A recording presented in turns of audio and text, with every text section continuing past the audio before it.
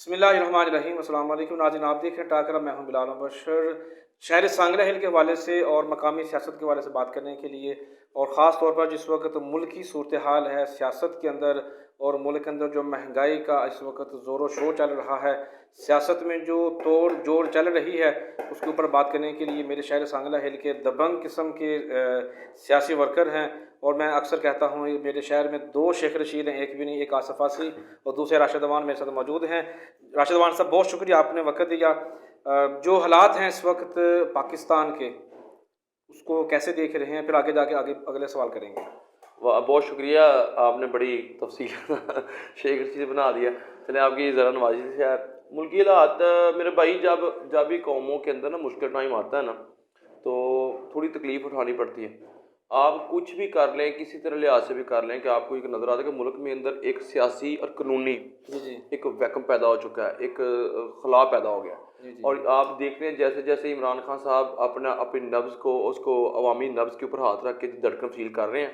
आपको महसूस हो रहा होगा कि किस तरह आवाम के अंदर इमरान खान साहब की मोहब्बत और चाहत और जो जो मैसेज है वो क्लियर हो रहा है। बिल्कुल सही है। मसला ये है कि ये जो माफिया है ना, ये असल में हर महकमा के अंदर शरीक कर चुका है। आप देख कहीं भी कोई भी मीडिया लगा लें, कहीं पे बात कर लें, कोई आपको कहीं ना कहीं पे ये बात आपको नज़र आएगी कि पाकिस्तान में कुछ ऐसे अनासर मौजूद हैं जो कि इन लोगों की बैक पे खड़े रहते हैं। जो जो इमरान खान साहब का जो मैसेज है वो तो बड़ा क्लियर है यार। वो अवाम की बात कर रहे हैं, वो कानून की हुक्मरानी की बात कर रहे हैं, वो आम आदमी की बात कर रहे हैं। वो तो ये क्या ही नहीं रहे कि यार मेरे लिए कुछ कर दें। लेकिन अनफॉर्चुनेटली बदकिस्मती के साथ ये जो माफिया ना, असल में ये मरने जा रहा है, ये खत्म होने जा रहा है। तो मरने से पहले तो थोड़ी तकलीफ तो होती है, इंशाल्लाह बेहतर होगा। जो खान साहब ने एक मुहिम शुरू की है, जेल बड़ो तहरीक, इस वाले से क्या है? क्यों खान साहब आप सब कारकुनों को जो आप इज्जत से इतनी गुजार रहे हैं, आपको जेलों में डाल रहे हैं? अच्छा, ये जो इसके लिए थोड़ा सुन लें। जेल भरो तहरीक जो ना, ये पाकिस्तान में 2 दफ़ा पहले हो चुकी है। एक दफ़ा शायद ये जुल्फ़िकार भुट्टो साहब के दौर में हुई थी, और उसके बाद MRD ने की थी। ये एक ऐसे में ये होता है, क्या इसको कहते हैं, सिंबल के तौर पे इस्तेमाल होती है। इसका मतलब ये नहीं होता कि आप सारे पकड़े जाएंगे। ये एक एहतजाज का तरीका है। ये एक महज़ब कौम में एहतजाज का तरीका है कि जब आप मुझे बार बार जेल में डालना चाहते हैं, हमारे वर्करों के को पकड़ना चाहते हैं, हमारे मुंह बंद करना चाहते हैं, जब आप बार बार हमारी बात को सुनना नहीं चाह रहे, कानून के ऊपर अमल नहीं हो रहा। 90 डेज के अंदर आपने इलेक्शन करवाने थे, जो कि आज आप ऐलान नहीं कर रहे। कोई ना हीले पर, कभी पैसे नहीं है, कभी सिक्योरिटी नहीं है, कभी ये नहीं। अवाम का बुनियादी बुनियादी हकूक है। ये एक आम पाकिस्तानी जमहूरियत है ना पाकिस्तान में, तो जमहूरी के अंदर पहला कानून ये है कि आप मुझे आम आवाम को हक दें वोट डालने का। लेकिन बदकिस्मती का ये है कि ये पाकिस्तान में पहली हुकूमत है। मार्शल के अंदर ऐसा होता था कि वो इलेक्शन से भागते थे, लेकिन वो इसके अंदर ऐसा नहीं। ये भी ऐसे कार्य जमहूरी हुकूमत होने के बावजूद ये बार बार कहते हैं। तो ये जेल बरो तहरीक जो होता है ना, एक संबल है इस कवाल का एहतजाज का। कानूनी तौर पर हम अब जाएंगे, इमरान खान साहब हुक्म देंगे इंशाअल्लाह ताला, अल्लाह के फजल से सांगलाल की अवाम, सांगलाल के उहदेदारान, पाकिस्तान तरीके इंसाफ के तमाम वर्कर्स इंशाअल्लाह हम पुलिस स्टेशन जाएंगे, अपने आप को गिरफ्तारी पेश करेंगे। हम उनसे कहेंगे कि भाई हमें, अगर आपने कानून की हुक्मरानी नहीं करनी, अगर आपने हमारी ज़ुबान को बंद करना है, अगर आपने हमें हकूक नहीं देना, तो ठीक है, हम हमें जेलों में बंद कर दें, हम जेल जाने के लिए तैयार हैं। और ये इंशाअल्लाह तरीक कुछ दिनों के अंदर ऐलान होगी, उसके लिए हाजिर है। जिस तरह आपने कहा कि खान साहब के साथ लोग मोहब्बत करते हैं, तो खान साहब की चाहत में लोग जेलों में जाने के लिए भी तैयार हैं।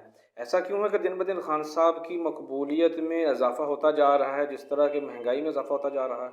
यार देखिए, इमरान खान की मकबूलियत में इजाफा कम हो रहा है। अब इसके बाद हक बात ज़्यादा फैल रही है। आखिर में ये बात सबसे बड़ी बात है कि जो हक जो है ना, उसको इंशाल्लाह पता है। अब तमाम कुव्वतें जो है ना, जो जो जो ये जमहूरियत के पीछे जो म्यूज़िक बजाती हैं, जो कहते हैं, सारी की सारी कुव्वतें इमरान खान के खिलाफ हैं। सारे के सारे जो लोग कहते थे कि हमारे पीछे, इनके पीछे वो है, इनके पीछे वो है, ये खुफिया, वो क्या कहते हैं, खलाई मखलूक है। किधर खलाई मखलूक? रोक ले आके। अब रोके ना आवाम को, रोकें आप, लेकिन नहीं रुकेगी। इमरान खान साहब अल्लाह के फजल करम से इस कौम की आवाज़ बन चुके हैं। अल्लाह के फजल करम से इमरान खान की आवाज़ अब हर घर, हर गली, हर गांव, हर कोंचे, हर कोने में पहुंच चुकी है। अब कहीं पर भी चले जाएं, किसी बाजार में, किसी गली में, किसी मोहल्ले में चले जाएं, किसी बच्चे से भी पूछ लेंगे तो वो कहेगा इमरान खान जिंदाबाद। तो इंशाल्लाह अल्लाह अल्लाह का करम है ये। ऐसे ये नवाज शरीफ साहब को जब निकाला गया था, नवाज शरीफ साहब ने कहा था कि मुझे क्यों निकाला? खान साहब को निकाला तो उन्होंने कहा कि इम्पोर्टेड हुकूमत नामंजूर। दोनों में फ़र्क क्या है? अच्छा, एक बात गौर कर लें।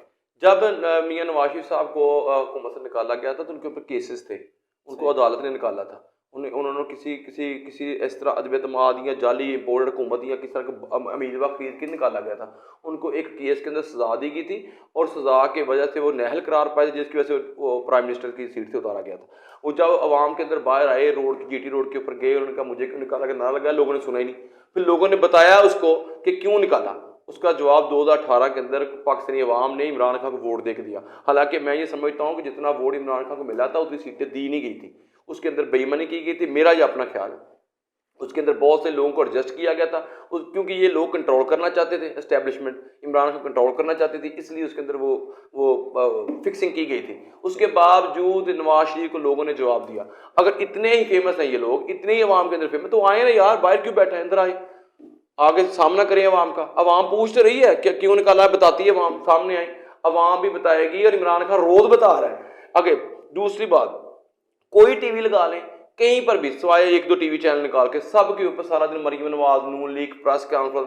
अच्छा, कोई ये नहीं बता रहा है महंगाई क्या हो गई, कोई ये नहीं बता रहा गरीब आदमी के साथ क्या बीती जा रही, कोई ये नहीं बता रहा कि 150 रुपये लीटर से 272 रुपये लीटर हो चुका है, कोई ये नहीं बता रहा कि आटे की कीमत आज क्या है, कोई ये नहीं बता रहा कि गरीब मजदूर आदमी जो बाहर बेचारा रेडी दान था वो किस तरह घर का गुजारा कर रहा है। खुदा की कसम, गरीब तो गरीब, यहाँ पे जो मिडिल क्लास है वो भी मर गया।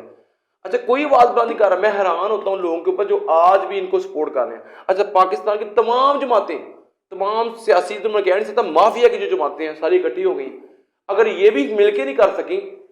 अच्छा, ऊपर से ये मैडम साहबा जो आई हैं, ये जो आके सारा दिन इमरान खान साहब के खिलाफ घड़ी चोरी, फलां चींटी, मतलब इंतहाई घटिया किस्म की जुबान इस्तेमाल करती हैं। तो अवाम के अंदर दिन ब दिन प्यार और बढ़ रहा है, इमरान के अंदर गुस्सा, अवाम के अंदर गुस्सा बढ़ रहा है। जैसे अवाम को हक की आवाज करने वाला यहाँ पे है कौन सिवाय इमरान खान के? कोई बात नहीं कर रहा है महंगाई क्या है, कोई बात नहीं ये कर रहा कि किस तरह गुजारा अवाम का क्या हो रहा है। सिर्फ ये है मरियम साहब आ गई, मरियम साहब चले गई, मरियम साहब आ गई। भाई, हमें मरियम से कोई लगा नहीं, हमें नून लीग से कोई लगाव नहीं, हमें पाकिस्तानी अवाम को उसके हकूक की जंग है और हम लड़ रहे हैं, इंशाल्लाह लड़ेंगे खान साहब के साथ।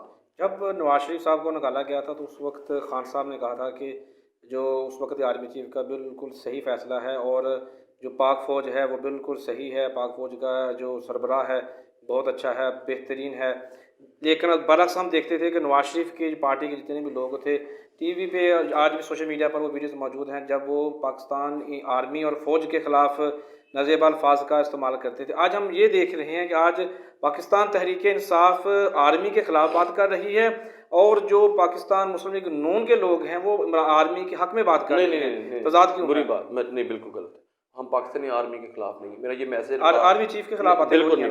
मैं जरा मैसेज मेरा क्लियर सुन लें। और ये जनरल बाजवा के खिलाफ बातें हुई हैं, जना आसम के खिलाफ बातें हो रही हैं। तरीके इंसाफ का भी यही मौक़िफ़ है जो मैं बयान कर देता हूँ 2 मिनट में। जी। अब पाकिस्तान में इस वक्त जमहूरियत है। जमहूरियत का मतलब होता है कि अवाम अपना लीडर खुद चुनेगी। सही है। अच्छा, हम में से जमहूरियत हम ही लोगों में से कुछ लोगों को मुंतखब करते हैं कि वो हमारी आवाज़ बने और ऊपर जाएं। जी। ऊपर जाके इक़्तिदार के अंदर वो मेरा काम करवाएंगे, बिजली का काम देखेंगे, रोड्स का देखेंगे, टैक्स का कलेक्शन देखेंगे और लुक आफ्टर, ये जिसको हम कहते हैं अवामी खिदमत, जी, वो करेंगे। इसको कहते हैं जमहूरियत। हम लोग अपनी आवाम अपनी हुकूमत बनाएंगे। उसके ये जो सारी जमहूरियत है, इसके पीछे जिसकी उम्र जो ताकत है उसको कहते हैं पाक आर्मी, स्टैब्लिशमेंट की जो ताकत है वो पाक आर्मी है। पाक आर्मी जो है ना, पाकिस्तानी अवाम का प्राउड है। मैं बासित पाकिस्तानी इस बात को पूरी ईमानदारी से कहता हूँ, पाकिस्तानी आर्मी जैसी आर्मी पूरी दुनिया में नहीं है। मुझे इसके ऊपर प्राउड है। जितनी कुर्बानियाँ पाकिस्तानी आर्मी ने दी हैं, कोई दुनिया की कोई पावर नहीं दे सकती। इन्होंने जिस तरह पूरी दुनिया के जो लोग थे, वो पूरी दुनिया की जो ताकतें वो पाकिस्तान के खिलाफ है, लेकिन पाक आर्मी की ISI ने, अल्लाह का शुक्र है, बड़ी बहादुरी के साथ, बड़ी दिलेरी के साथ इसका तहफ़्फ़ुज़ भी किया और कर भी रहे हैं। अब मसला कहाँ पे है? मसला ये है कि पाकिस्तानी आर्मी से तो मुझे मोहब्बत है, लेकिन जब मैं पाकिस्तानी आर्मी के किसी, देखो ना, कोई बंदा फरिश्ते तो है नहीं। हर महकमे के अंदर, हर अदारे के अंदर कोई ना कोई काली बेड़े मौजूद होती हैं। अगर कोई जर्नैल, अगर कोई कर्नल, अगर कोई करप्शन करता है तो मैं बासित कौम, बासित अवाम, मैं जमहूरियत है, मैं इस मुल्क के अंदर जमहूरियत, मेरा हक बनता है ना तो पूछूं कि आपने ये पैसा कहाँ से कमाया। अगर मैं उस पैसे का सवाल पूछता हूं तो आप मुझे कहते हैं ये तौहीन अदारे की। अच्छा, मेरी बात सुने, मेरी बात मुकम्मल होने दें। अगर तौहीन है, अगर पाक आर्मी के किसी जर्नल, किसी कर्नल, किसी आर्मी कैप्टन के बारे में अगर कोई सवाल करता है, तो अगर वो उस अदारे की तौहीन है, तो मुझे ये बताएं कि बासित पाकिस्तानी जिसको मैं चुनता हूँ, जिसको मैं लीडर बनाता हूँ, जिसको इस मुल्क का मालिक मैं हूँ ना, मेरी अवाम, मतलब अवाम, अगर मैं इस मुल्क का मालिक होने के नाते किसी को अपना ऊपर खादम बनाता हूँ, उसके ऊपर आप तनकीद भी करो, आप उसको जेल में भी डाल दो, आप उसका एहतसाब भी करो, अब चाहे वो नवाज शरीफ हो, चाहे वो जरदारी हो, चाहे वो इमरान खान हो, चाहे कोई भी हो, आपने उसको उतारना है। जुल्फकार भट्टो, इस कौम ने 3 लाशें पहले उठा चुकी है। ये कौम सबसे पहले, मैं बताता हूँ, लियाकत अली खान साहब को गोली मारी गई, किधर है, क्या बना उनका, किसने मारा? जुल्फकार भट्टो साहब को बदरिया अदालत कत्ल कर दिया गया, क्या बना उसका? कुछ आवाज आई, उसके बाद बेनजीर भट्टो साहब को एक जलसे के अंदर गोली मार दी गई, दिमाग बंद। हमने 3 लीडर खोए इस मुल्क में, अब इमरान खान को हम खोने नहीं देंगे। हम इमरान खान इस कौम का आखिरी उम्मीद है, इमरान खान इस कौम की आवाज है, हम इसको नहीं करने देंगे। ये प्रोपेगेंडा है कि हम आर्मी के खिलाफ, नो, हम पाकिस्तानी आर्मी हमारी है, हम पाकिस्तानी आर्मी को सलूट पेश करते हैं दिल के था गहराइयों से। सिर्फ मसला ये है कि अगर आर्मी के जनरल से सवाल करें तो तौहीन बनता है। तो इसी तरह जमहूरियत के अंदर हमारे लीडर को कहेगा तो हमारी भी तो तौहीन होगी ना। इस मुल्क के मालिक की तौहीन आप कर रहे हैं, मसला सिर्फ ये।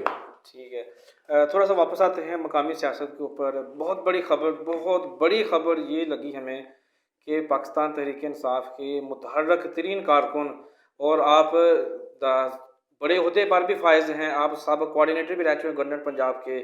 फिर इस तरह मैं कहता हूं कि शेख रशीद, आप हर उस प्लेटफॉर्म पर पार्टी को डिफेंड करने के लिए मौजूद होते हैं जहां पर लोग भाग जाते हैं या इतनी डिटेल से बात नहीं करते। मेरे मुतअद्दिद इंटरव्यूज़ के नीचे भी आपने कमेंट किए, दूसरों को भी जब भी कोई पार्टी के खिलाफ बात करता है, कोई आए ना आए, आपका कमेंट ज़रूर आता है। हमने यानी शायर सांगला हिल ने आपको चौधरी बरजीस ताहर साहब के साथ मुलाकात करते हुए, गपशप करते हुए, सवाल जवाब करते हुए देखा।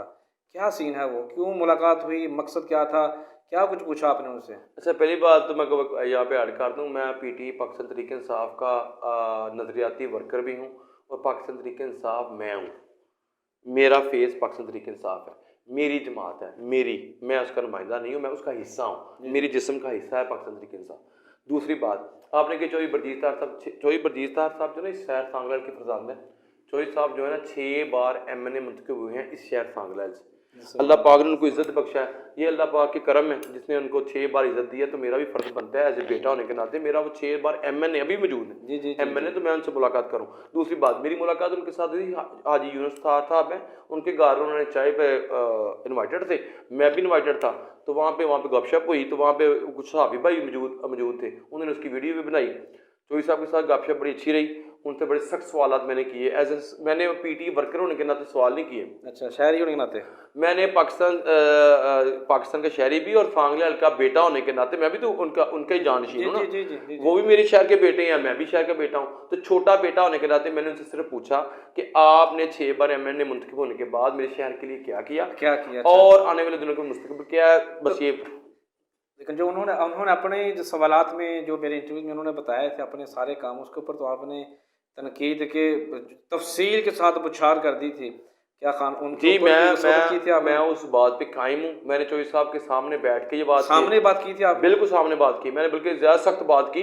मैं जो उनके बारे में मैंने सुना था ना, जिस तरह वो सख्त तबीयत है आज बड़े, लेकिन मैंने वो ऐसा नहीं है, लेकिन ऐसा नहीं था। बड़ा खंदा पेशानी के साथ मैंने गुफ्तगू सुनी, बड़ी बर्दाश्त के साथ, बड़ी मोहब्बत के साथ मेरी बातों का जवाब दिया। और ये अलग बात है मैं मुतमिन हुआ या नहीं हुआ, लेकिन उन्होंने अपनी पूरी कोशिश की कि अपने जवाब को दिया। मैं मुतमिन नहीं हूँ, ये एक अलग सवाल है। सही है।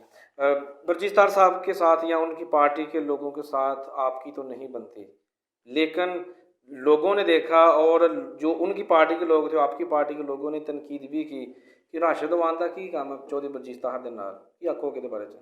नहीं, मेरा ख्याल जिस नज पे हम लोग जा चुका हूँ, जिस नज पे मेरी मोहब्बत और PTI कि मैं PTI मैं हूँ, मैं किसी से साथ मिलूँगा, मुझे किसी की इजाज़त की ज़रूरत नहीं है। वो चौधरी बरजीस ताहर साहब नून लीग से हैं, MNA हैं, और राशिद वान अल्लाह का शुक्र है कि पूरे अल ऐलान पाकिस्तान तहरीक इंसाफ है, और बल्कि मैं ही तहरीक इंसाफ हूँ। मेरे जैसे और भी नौजवान यहाँ पे मौजूद हैं। जो अगर मुझ पर कुछ शक करता है तो फिर सबसे पहले उसको अपना नजरिया चेक करना चाहिए। सही है, आपने कहा कि मैं ही तहरीक इंसाफ हूँ। चलो थोड़ा सा तहरीक इंसाफ में घुस जाते हैं नाज़रीन, हम अभी घुसने लगे हैं पाकिस्तान तहरीक इंसाफ के अंदर। पाकिस्तान तहरीक इंसाफ में आप कई सालों से हैं, इसमें कुछ शक नहीं। आप बाहर के मुल्क में भी थे तो आप पाकिस्तान तहरीक इंसाफ के कल ही काम करते हैं। अभी भी हम देख रहे हैं कि आप सरगर्म तरीन हैं, लेकिन अगर हम आप सब की कारकर्दगी एक तरफ रखें और तारक महमूद बाजा जो कि जिनको भी चंद माह हुए हैं पाकिस्तान तहरीक इंसाफ में आए हुए, उनकी जो रफ्तार है वो किसी फास्ट स्पीड कार से भी ज़्यादा जा रही है। क्या कहिए इस हवाले से? ये देखो ना, कहते हैं कि एक स्टोर है या कोई काम है, आपने अपनी कारकर्दगी बुनियाद के ऊपर आपने फेमस होना है। अवाम उस बंदे को पसंद नहीं करती जो सिर्फ बैठ के सो के रिजल्ट लेना चाहता है। अवाम के अंदर जो जाएगा, अवाम से जो अवाम के मसाइल पर गुफ्तगू करेगा, अवाम में अंदर इन टच रहेगा, अवाम उसको उठा लेती है, अवाम उससे प्यार करती है। चौधरी जैसे आपने कहा चौधरी तारिक महमूद बाजवा साहब, मैं इस बात पे बहुत प्राउड हूँ कि वो तरीके इंसाफ का हिस्सा है।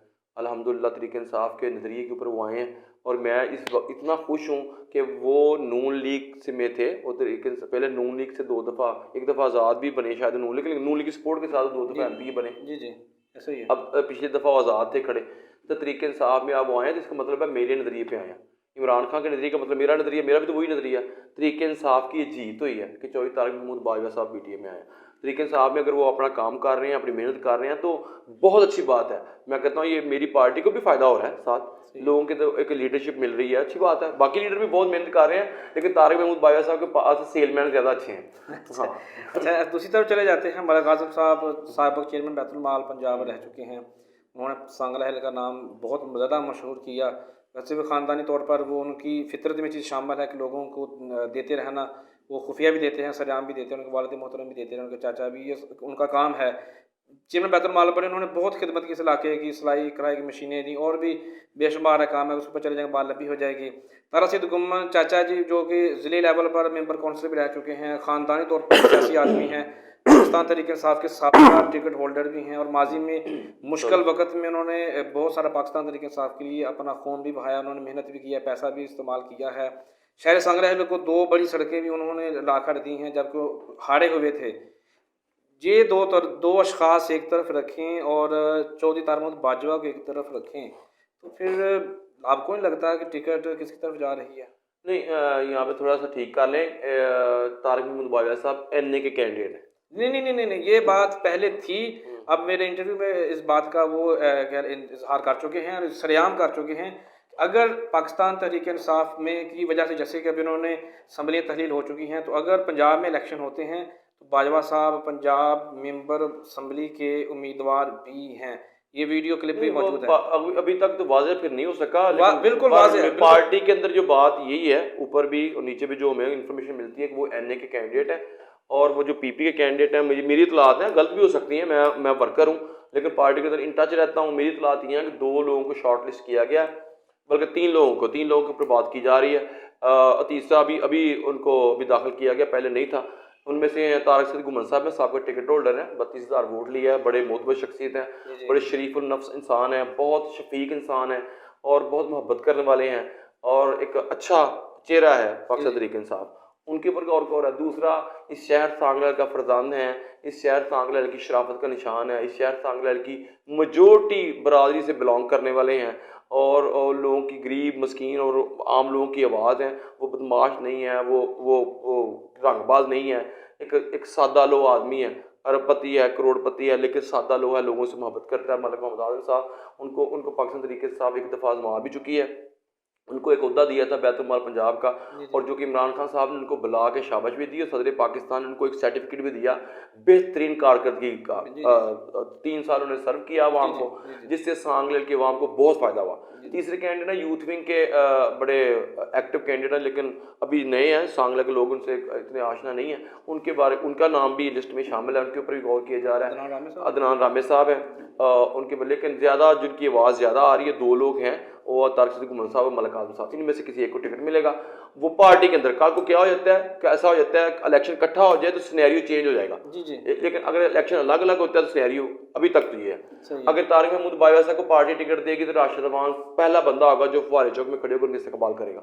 और तारिक महमूद बाजवा आ जाए, मैं कहता हूँ मियाँ जाद को भट्टी को टिकट दे दे, किसी को टिकट दे दे, PTI जिसको बल्ले का निशान दे के भेजेगी, इंशाअल्लाह ताला पाकिस्तान की अवाम, बल्कि सांगला की अवाम उसको इस्तकबाल भी करेगी और असर आंखों में बिठाएगी। ऐसे ही है। लेकिन अगर हम थोड़ा मुवाजना करना चाहें, अगर हम इलाकाई सियासत को मद्देनज़र रखते हुए और ख़िदमत को और सियासी बसीरत को मद्देनज़र रखते हुए, तो मलिक आज़म और तारिक सिद्द गुम्मन में से आपको 49 और 51 किस में नज़र आ रहे हैं? देखिए, तारिक सिद्द गुम्मन साहब ने ना पहले 32,000 वोट लिया, साहब को टिकट होल्डर हैं। जी, ठीक है। तो मलिक आज़म साहब सिटी से हैं और साहब 2 दफ़ा वो सिटी नाज़िम रह चुके हैं। उन्होंने एक इलेक्शन काफ लीग के टिकट पे भी लड़ा था, अच्छे खासे वोट लिए थे, बहुत अच्छे वाला रिस्पॉन्स, उसके बाद वो इलेक्शन में हिस्सा नहीं ले सके। सांगला की आवाम, बहुत सारी जो बरादरी हैं वो गैर काश्तकार की आवाज़ हैं, वो बड़ी अच्छे उनकी मोमेंटम जा रही है। दोनों कैंडिडेट बहुत अच्छे हैं, दोनों में से जिसको भी पाकिस्तान तहरीक इंसाफ टिकट देगी इंशाल्लाह ताला तहरीक इंसाफ का वो कैंडिडेट जीत जाएगा। दोनों बहुत अच्छे हैं। सही है। और आपने नंबरिंग का पूछा तो एक चाचा है एक भाई है आप भी जफर से गए तो नहीं, एक चाचा जी को भाई हैं, तो जिनको भी मिलेगा इंशाल्लाह अल्लाह बेहतर करेगा इंशाल्लाह। 26 फरवरी को जो सांगला हिल में तारिक मोहम्मद बाजा साहब एक रैली का इनेकाद कर रहे हैं, उस बारे से क्या कहेंगे? बहुत अच्छा काविश है ये पंजाब में। मैं उस वक्त कोई रैली नहीं होगी जिस दिन ये सांगला में रैली होगी। मैं इन्वाइटेड तो नहीं हूँ, लेकिन इंशाल्लाह ताला as a worker Pakistan Tehreek Insaf से रैली का हिस्सा हूँगा। और मैं पाकिस्तानी अवाम से भी, सांगला की अवाम से भी रिक्वेस्ट कर रहा हूँ कि आप भरपूर हिस्सा लें। ये सांगला की आवाज़ है जो कि इमरान खान साहब की आवाज़ में आवाज़ मिलाएंगे। ये आम गरीब आदमी, मजदूर की, मस्कीन की और बिछड़े हुए तबके की आवाज़ है। आपने इस आवाज़ में ज़रूर शामिल होना है। आपका शामिल होना है ऐसे ही जहाद के अंदर शामिल होना है। आप आवाज़ लगाएंगे तो भी आवाज़ सुनेंगे। आप हक के लिए खड़े हो जाएं, आप रोड के ऊपर ज़रूर आएँ, उस रैली में शिरकत करें। और पाकिस्तान तहरीक इंसाफ का ये मौक़िफ़ जो है ना पूरे पंजाब के अंदर जाएगा। और सांगला की आवाम की इज्जत, रिस्पेक्ट और ऑनर के लिए आप ज़रूर बाहर निकलें, इसका हिस्सा बने। सही है। तहरीक अलबाब पाकिस्तान के मीर हाफिज़ तार रिजवी साहब ने भी महंगाई के ख़िलाफ़, जब पेट्रोल कीमत बढ़ी है तो उन्होंने हड़ताल का, जो शटर डाउन हड़ताल का ऐलान किया, उस वाले से क्या कहेंगे?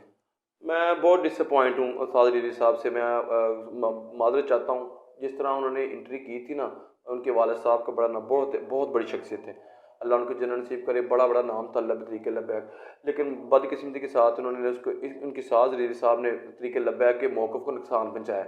और क्योंकि जिस तरह मुल्क के अंदर शब खून मारा गया, किस तरह इम्पोर्टेड लोगों ने मिलकर इस मुल्क की जमहूरियत के ऊपर शब खून मारा, इनको अपने मफादत को पीछे रख के इसके ऊपर आवाज़ उठानी चाहिए थी पहले भी। इनको आवाज़ में अपने मफादत के लिए, जो लीडर वो होता है जो आवाम का भला सोचे, लीडर वो नहीं होता जो अपने मफादत देखे। लीडर का काम होता है अपने आप को कुर्बान करके आवाम के लिए काम करना। साद रिजवी साहब ने आवाज़ बिल्कुल नहीं उठाई। इस मुल्क के अंदर लोगों को महंगाई की चक्की में पीस दिया गया है, उनको मार दिया गया, उनका खून जूस निकाल दिया गया, तब आवाज़ निकली। अभी भी उन्होंने जो मैसेज चलाया मुझे उसके ऊपर शक है। मुझे नहीं लगता ये बाहर निकलेंगे, क्योंकि जिसके लिए ये आवाज़ मशहूर थे कि ये फ्रांस के वो सफीर को निकाल देंगे, फलां, कुछ क्या हुआ, कुछ भी नहीं हुआ। तो मैं ये समझता हूँ ये साद रिजवी साहब ने किसी के कहने पर काम कर रहे हैं। जी सही है, ठीक है। बहुत शुक्रिया जी राशिद मान साहब, आपने वक्त दिया और हालात हाजरा के बारे से हमने गुफ्तगू की। नाज़रीन, इसी पैगाम साहब से इजाज़त चाहेंगे कि इंशाअल्लाह अज़ीज़ जब भी इलेक्शन होंगे, हमने भरपूर इलेक्शन का हिस्सा बनना है और वोट उसी को देने हैं जो आपकी और हमारी और इलाके की जो तकदीर को बदलने में पहल करेगा। जो तकदीर बदलेगा वही हमारा नुमाइंदा होगा, वही असम्बली में जाके हमारी आवाज़ बनेगा। मिलेंगे फिर किसी नए रोज़ नए मौजू नए मेहमान के साथ। अब तक मुझे इजाज़त। पाकिस्तान जिंदाबाद।